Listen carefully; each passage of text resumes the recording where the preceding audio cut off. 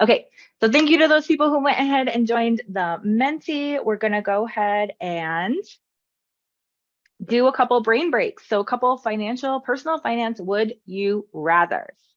Okay, so, and if you don't want to join Menti, please feel free to just drop your opinion in the chat. That's totally fine. If whatever your choice. Would you rather lose your wallet or lose your phone?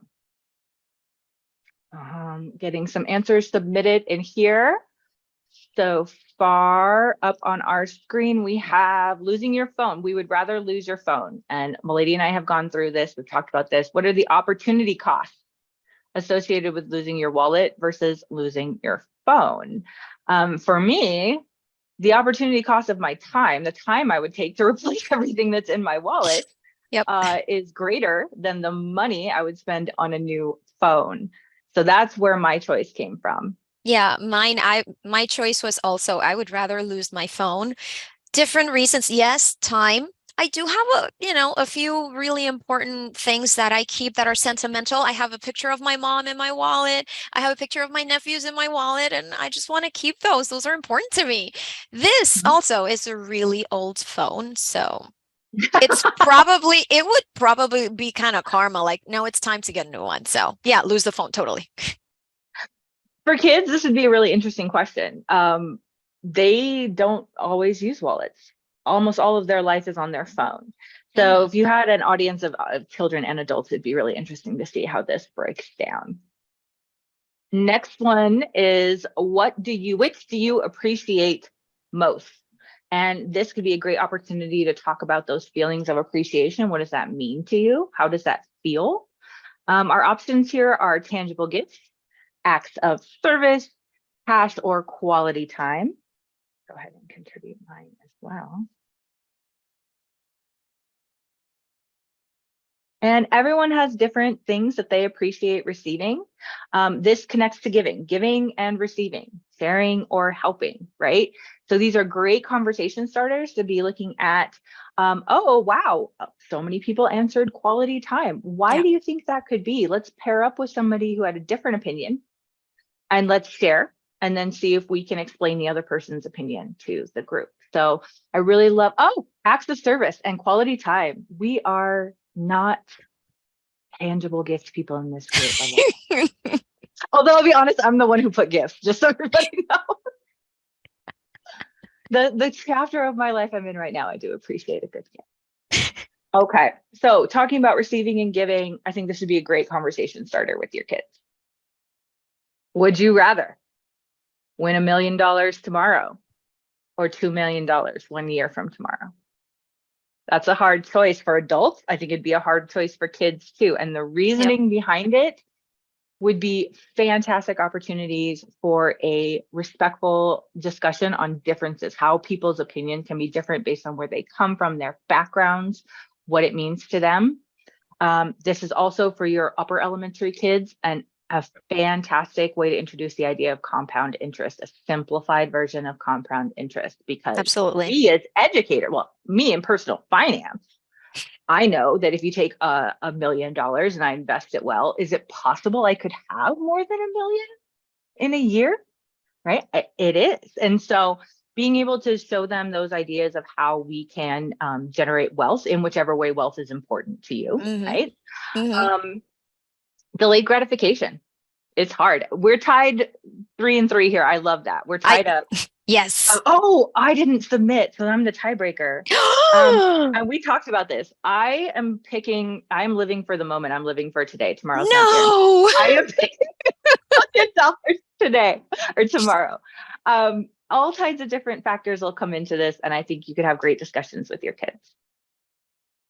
All right, now we have another 4 corners type activity. So if you could kind of envision this in 4 corners of the room, go ahead and move to the corner. Which is the most fulfilling? Or, I mean, you could change this for any, which is most difficult, which makes you happy, But for this question, it's what's the most fulfilling thing that you can do when it connects to money? Are you feeling that sense from spending it, from saving it, from earning it, or for giving it? So, and again, this could be really different for different kids. If you did this 4 times during the year, they might have a different answer for each time, kind of like me with a different season of their life, right? See, we have these gifts. See, I love this. The Yeah, all the fulfillment that comes givers. from Oh my giving. And that's gosh. really what we were trying to connect with talking about that personal finance behavior as well. Why do we do it? Because it does make us feel good. It makes us, feel that sense of contribution and unity. So I love that. Last one. And I'm going to tell you, this is pretty adult themed, right? So if you had to pick one of the two, I recognize there's lots of options here. But if you had to pick one of these two, when you're stressed, are you more likely to eat out or go shopping? I know I'm hitting Target all day, every day. That I'm is eating out. No, like I'm an a eater. coping strategy that the 90s dug into me. Anybody who knows me However, knows I'm gonna eat. right? But what we're talking about here is emotions influence behavior. Emotions influence spending behavior. And while kids might not make this choice, I can almost guarantee you they have seen adults in their life react to stress with spending. Mhm. And so that can come in many different forms, but this can be a great way to generate some alternatives, no cost alternatives to behaviors that we look at as typical like spending behaviors. Instead of playing video games, which, in some ways do cost money, what can you do when you're stressed? So developing some more of those techniques that kids can fall back on and rely on in the future. Okay, these are eating out. We have an eating out crowd. I'm outnumbered. I'll be over here at Target with one other person. Whoever you are, I'll see you there. Join us. Hey, let's convert her. Join us and it's gonna be a party. So this was our first strategy. This is talking about weaving. Hi, Cheryl, I see you. Let's go. This is how we talk about weaving these personal finance brain breaks in. Anything you give some of these kids when it comes to financial education, in some contexts, will be more than what they get. I mean, even in the most amazing and well-intentioned families, sometimes this just isn't talked about, right?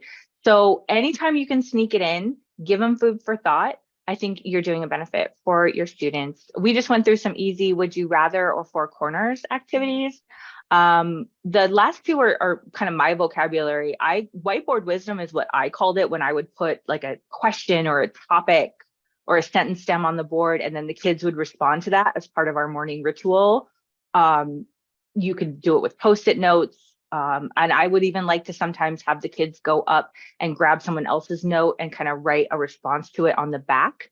Again, that's social awareness, accepting differences, looking at issues from different sides. Question of the day, another kind of brain break style activity where you give them a topic. What questions do you have about money?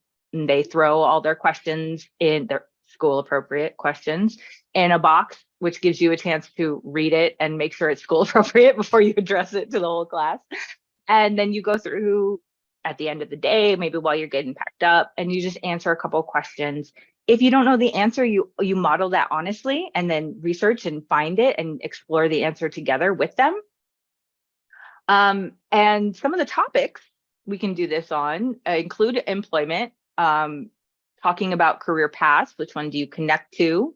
What kind of feelings do you want to feel when you have a job? Choosing between specific jobs. The example I like is, would you rather be the architect who designs the building? Or would you rather be the construction person who is building the building, right? So both of these are contributing to this building. Which one connects more to you and your skills and what you like to do? Spending, saving, earning, and giving. I think of those as kind of like in a Jeopardy form. Like those are the answers. The questions you can develop in front of them can be real. I mean, I think there's a lot of them. Which is the most challenging? Which do you do the most frequently? Which do you see the most frequently? Which makes you feel, blank? And kind of digging into some of those as well.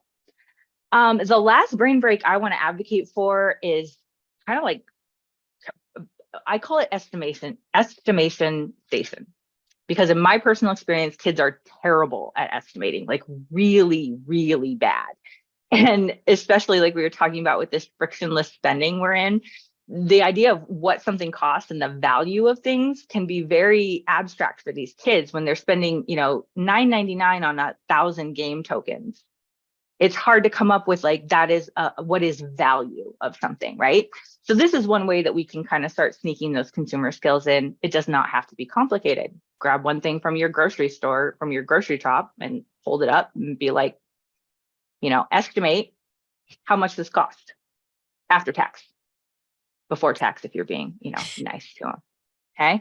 So just building in these little games, almost Price is Right style games, as a brain break and another way to build in personal finance.